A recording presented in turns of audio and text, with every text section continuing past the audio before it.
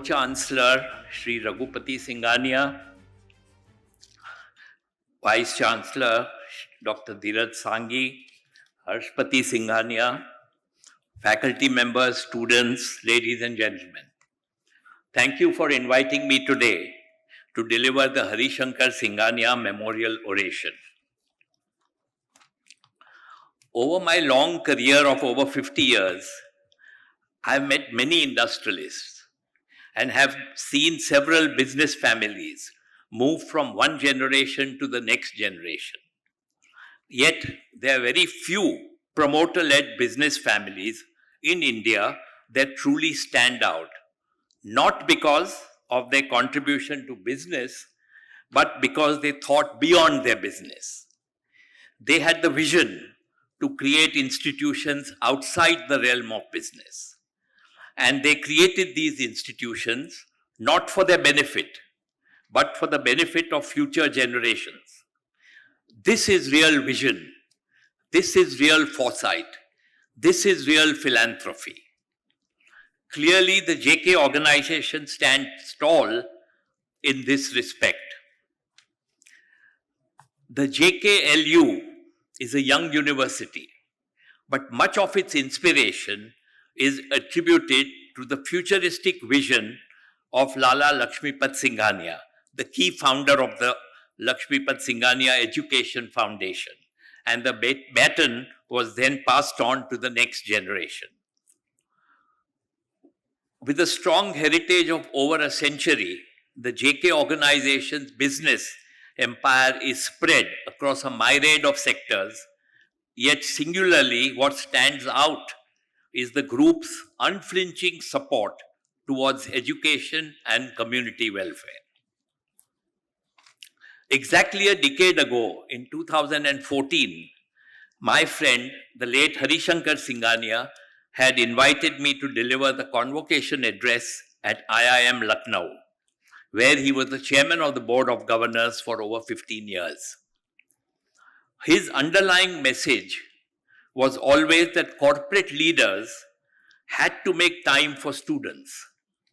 And that is the right way of thinking. Even though now I'm well entrenched into retirement life, for me it is an honor to be here today at the JK Lakshmipad Singhania University, whose raison d'etre is mentoring dreams. This is an institution that was set up by stalwarts to meet India's needs of tomorrow, with the focus of intersection of technology, business, as well as design. Harishankar Singhania was a dynamic leader who wore many hats. He was unafraid to forge new ventures and always carried with him the entrepreneurial zeal. In both government and industry circles, he was very well respected for being an individual with immense integrity. He traversed the business world in India and internationally with great ease. His work across the business conglomerate was recognized globally, as you heard Raghupati ji saying in Sweden, in US, in France, amongst others. We saw it in the video also. And that too this was the time when he got these awards, when much of the Western world hardly took notice of India. As young students, never underestimate the importance of knowing the history of your surroundings. I'm talking to the students. History is akin to the roots of an institution. History is where one learns about the founding principles, the core values, and the underlying philosophy of why the organization was created.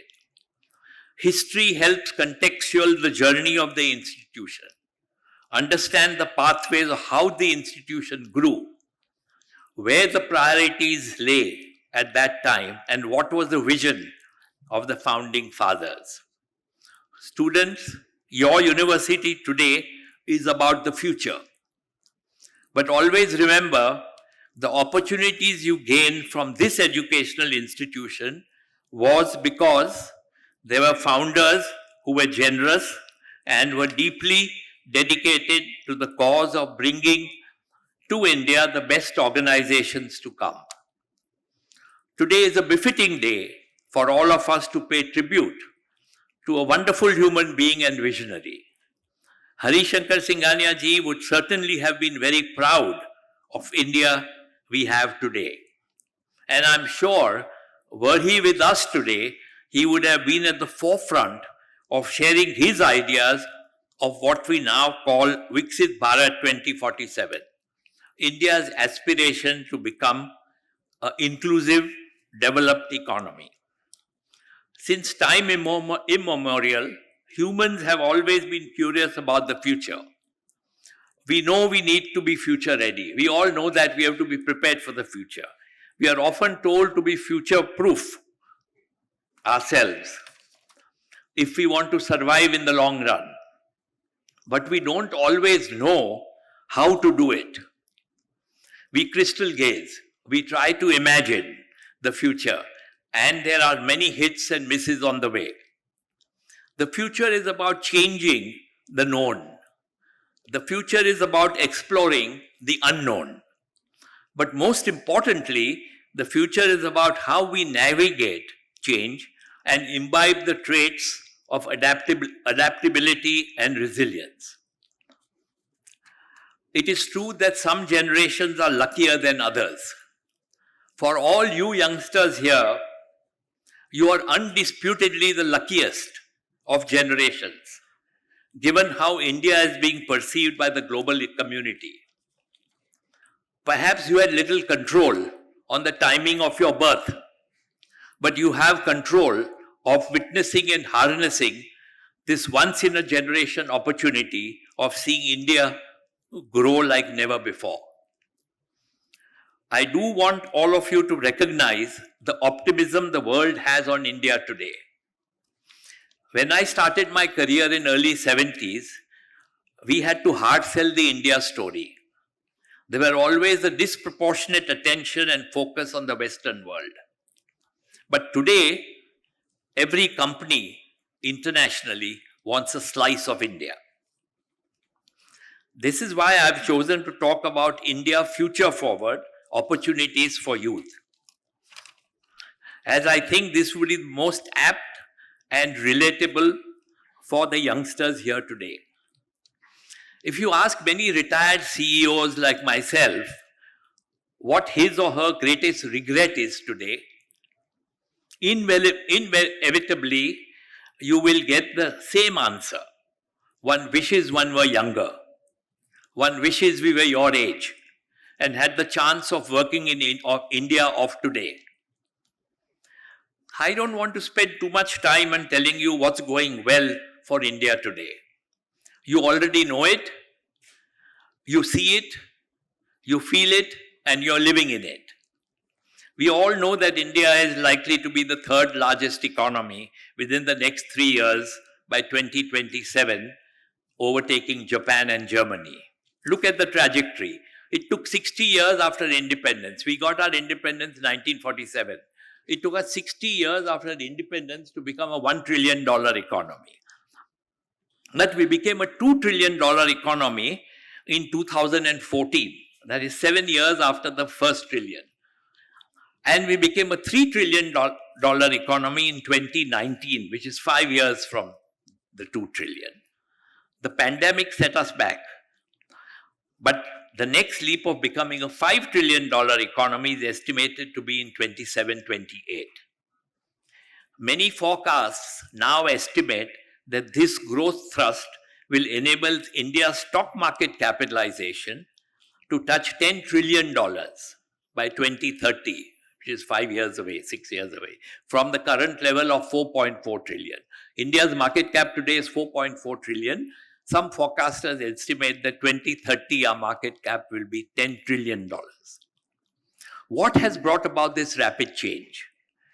India has held the tag of being the fastest growing major economy for a while now. The tailwinds of demographic improved institutional strength and governance, the rise of entrepreneurship, and stable political leadership has catapulted India into a zone where the world wants India, not the other way around. Sure, much of the Western world and China, formerly a strong growth engine, has slowed down. Take, for instance, the global GDP.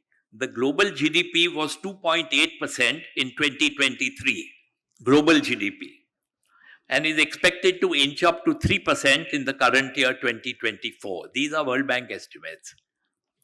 India has maintained its position of having the fastest growing GDP rate amongst major economies. Of course, one needs to understand GDP data at a more granular level. The last GDP print of 8.4% growth in the quarter ended December 23 was boosted by a strong increase in indirect taxes and reduction in subsidies. Yet India's long-term sustained GDP trajectory demonstrates that India's GDP growth will remain more than double of the world's GDP growth. Since the pandemic broke out early in 2020, the global economic outlook has been shrouded with pessimism. High inflation fears, high interest rates, impending global recession, a hard landing, these are some of the terms were being used. Broken supply chains and heightened geopolitical risks. These were the facts that happened after 2020, after the pandemic broke. Economic issues can often be fixed, but what is worrying the world today is witnessing a growing tribe of dangerous and despotic leaders who are imposing extreme polarized views on their nations. This is causing increased global tension. This is causing increased global unrest. And this is causing increased global distrust. We have already seen the impact of ongoing wars on the global economy, and neither shows any signs of abating.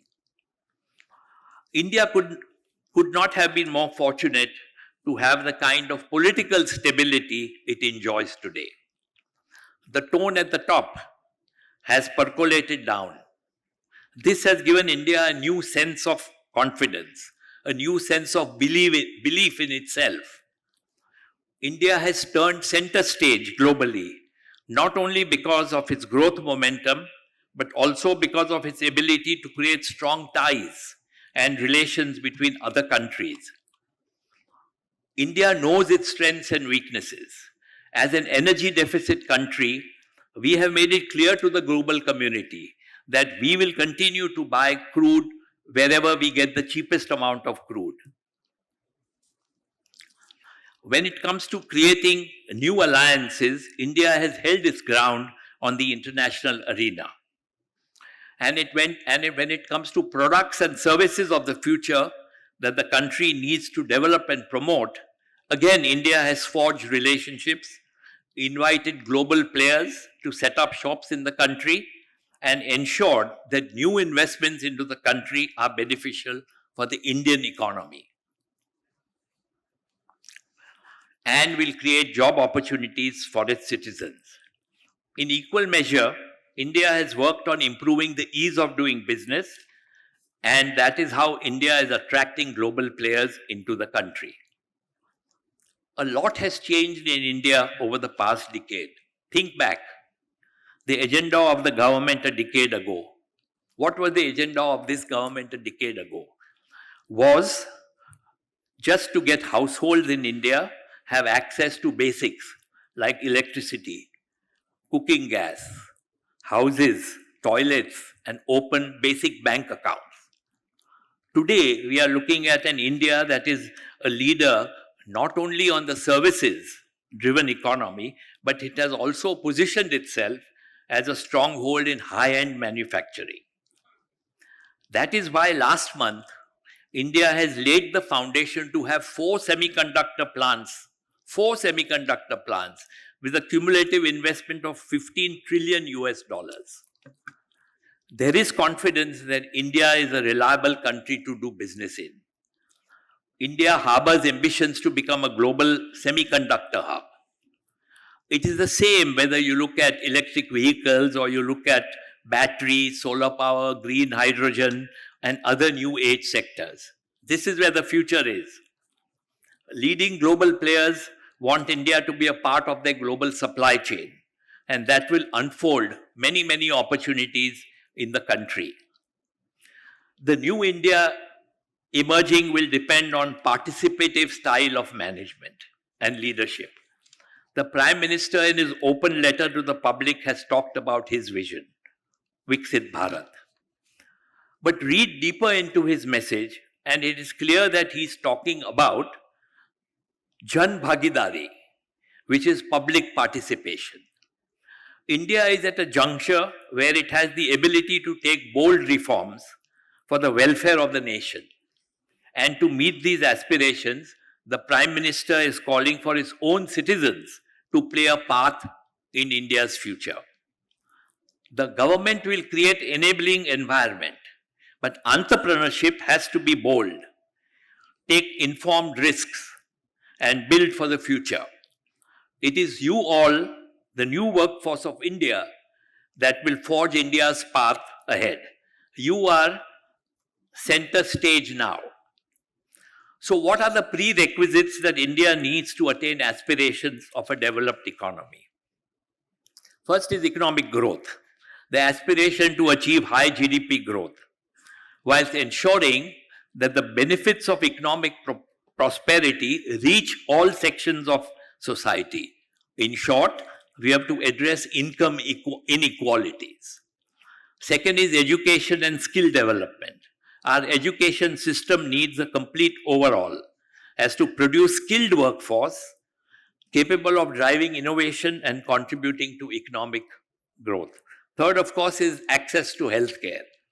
This is about ensuring that quality healthcare services are accessible to all, thereby improving the health and well-being of our citizens.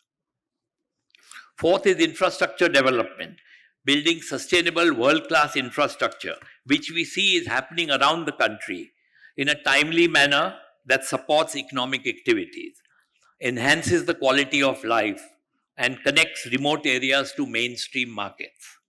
And fifth is technological advancements. This will see India strongly promoting research and development in cutting-edge technologies and innovation, thereby making India as a leader in technology. And last is social equity, ensuring that growth is inclusive, ensuring that growth is equitable, with special emphasis on uplifting the marginalized and underprivileged sections of our society.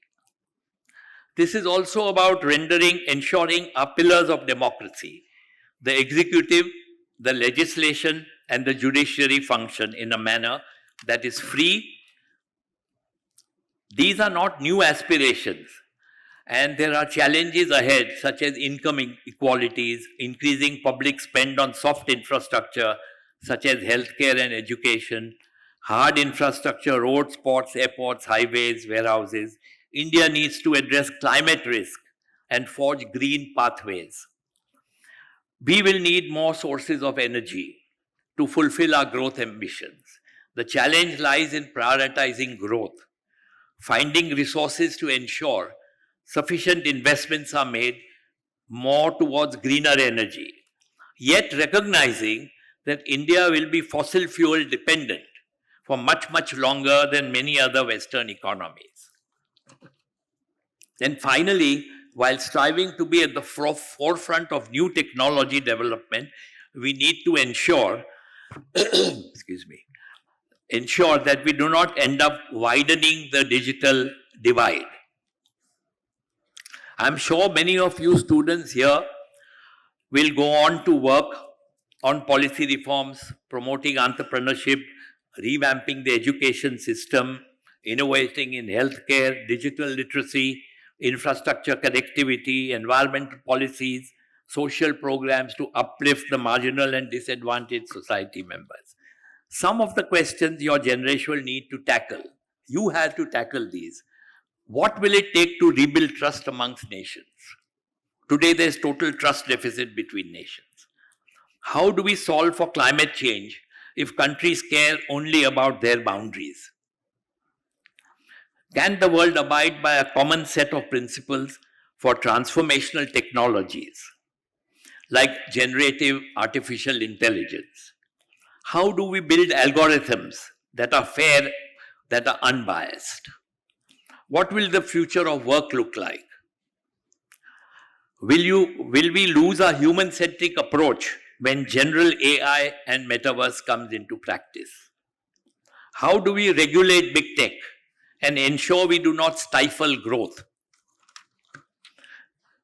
My only advice to you is don't be afraid of change and don't stop the learning curve.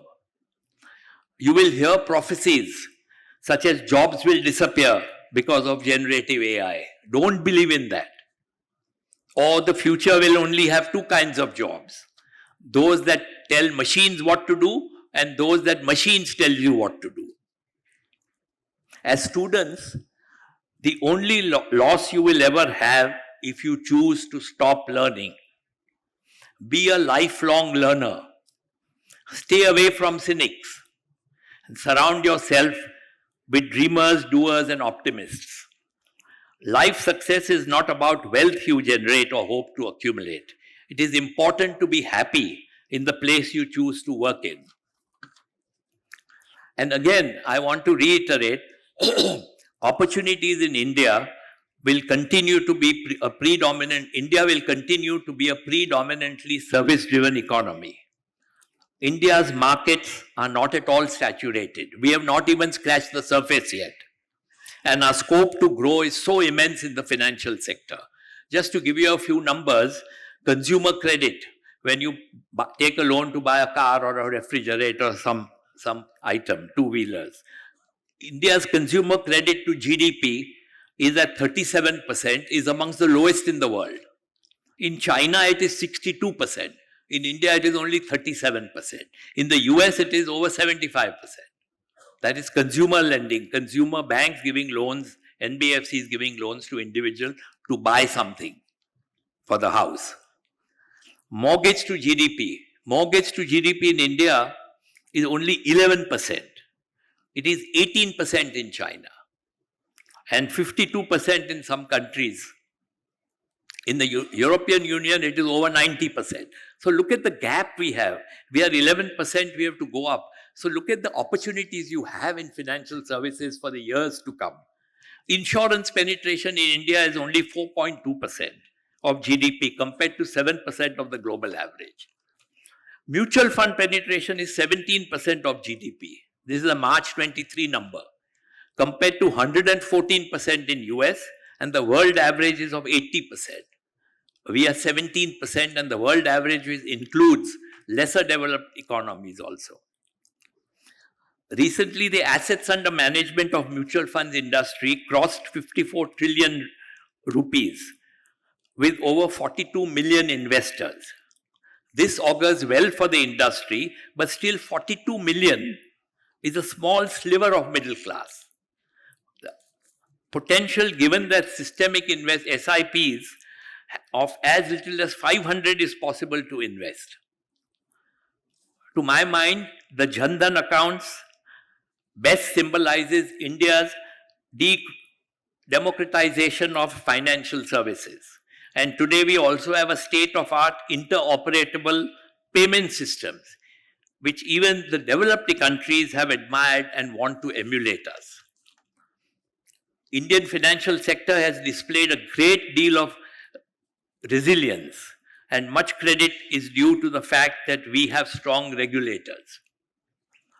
They have been vigilant, they have been prudent. Regulation technology, or RegTech as it's called, is also making supervision much more robust. Underlying philosophy of regulators is to ensure that common man does not lose out his or her hard-earned savings. This is why one sees the regulator coming down hard on entities that do not follow the norms.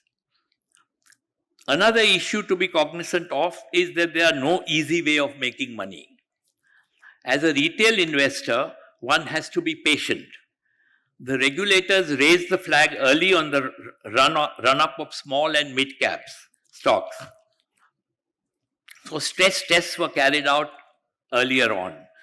There can be nothing worse for financial markets than speculators who create market bubbles. So my advice is to be consistent in your investment approach and don't follow the herd instinct. Again, as was said earlier, as far as startups in India are concerned, contrary to the narrative of mainstream media, there is sufficient capital available for startups. What has really changed in the startup industry, earlier model of runaway valuations is over, and the cash burn model no longer holds good. Governance and accountability is important irrespective of the size of the startup. Setbacks happen in entrepreneurship, but lessons of prudence need to be learned. So let me end by once again saying that the opportunities that will unfold for you will be immense. But as you get to the workforce, always remember there is no substitute for honesty, integrity, and hard work. Now, allow my age and my gray hair and gray matter and my many long years of work to leave a few simple thoughts to live more holistically.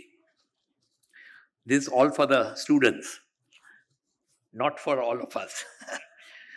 Be happy with what you do. Be happy with what work you do. It is important to work with like-minded people and with people who share the same values as you do. Think big, act small. Let the trait of humility stick with you like a glue. You can be a top dog one day and a nobody the next day. Be prepared for that.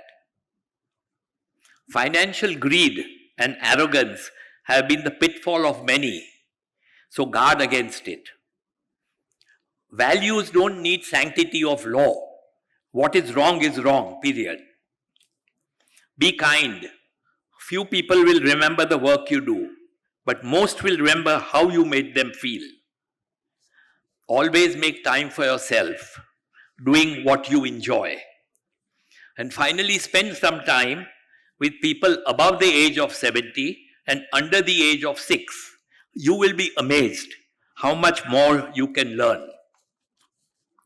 Again, in finality, I would like to say, work eventually is secondary. And for all of you, nothing in life matters more than the strong ties with family and friends through the journey of life, be it joy or be it in grief. Destiny often plays its own part, but whatever be the circumstances, life must be faced with acceptance, courage, and empathy. It is your time to shine under the sun now. Wishing you all the very best in your future endeavors. And it's a great time to be young in India today. Thank you.